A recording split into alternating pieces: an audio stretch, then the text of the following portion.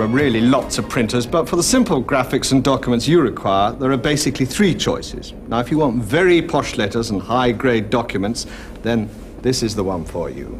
It's a laser printer and gives you a really smart finish to both text and graphics.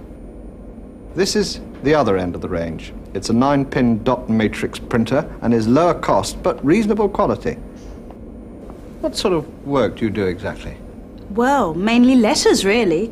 Letters of apology for being late with delivery, late with payment, you know, that sort of thing. Well, this sort of thing may be the one you're looking for. It's a 24-pin dot matrix. Costs a little bit more than the one we've just seen, but less than the laser and prints a really good document. It's connected to your machine like this, through the connector labeled parallel port at the back of the system unit. Great, I'll have one. Now, what about those little things that you move about? My fingers? No, mice. Well, there's practically no limit to what you can add on to a Commodore. You can have a mouse, as you quite correctly said.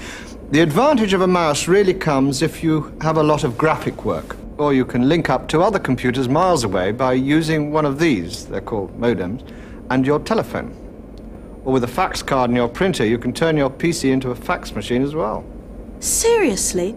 Old Droopy Jaws would never be so clever as to get it all right in one go. I'm afraid he has.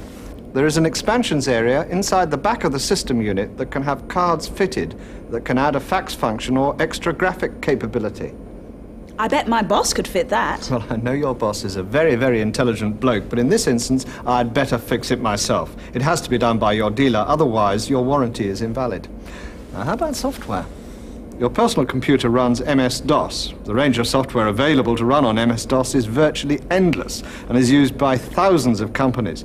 For example, you can get a program to fit whatever business you're in. And what about a tape streamer for backup? What's that then? Well, if you own a PC-20 or PC-30, you might decide that you want a tape streamer to back up all the data you might store on your computer. It's good security and good computer housekeeping. Backing up is like making a cassette copy of an LP or recording all your old singles. You store a lot of information and they can't get scratched.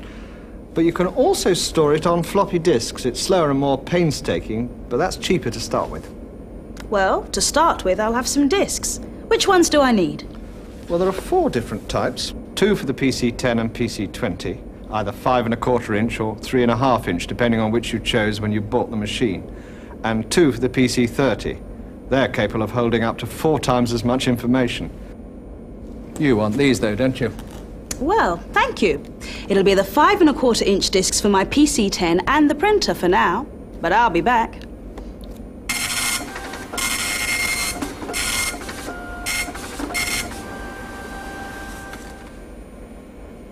Yes, he was ever so nice, that dealer. Helpful, informative, charming, understanding. Not very good looking, though.